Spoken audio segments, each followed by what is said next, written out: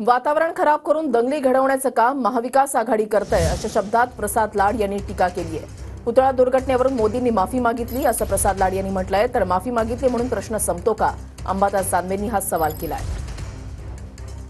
या राज्यातील जनतेमध्ये एक वेगळ्या प्रकारचं वातावरण निर्माण करायचं, लोकांमध्ये तेढ निर्माण करायची, वातावरण खराब करून दंगली घडवायच्या, हे काम महाविकास आघाडी करते।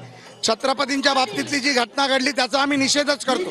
स्वतः पंतप्रधानांनी त्याची माफी मागितली, मुख्यमंत्र्यांनी मागितली, जनतेने मागितली, आम्ही देखील माफी मागतो, परंतु त्याचं राजकारण करू इच्छित नाही। माफी मागितल्यानं प्रश्न संपत असतात का? तुम्ही पाप रोज करायचे आणि रोज माफी मागायची, तुम्हाला सोडून द्यायचं का? कारण ज्या पद्धतीनं ठीक आहे इतके बाकीचे भ्रष्टाचार तुम्ही करताय, करत बसा, खात बसा, परंतु छत्रपती शिवरायाच्या याच्यात नाही जमणार आहे। आणि म्हणून माफी मागून प्रश्न सुटत नसतात, याचं उत्तर तुम्हाला द्यावंच लागेल। अजून का अटक होत नाही तो आपटे? कोणाच्या जवळचा आहे तो? कोणाच्या जवळचा सांगावं ना।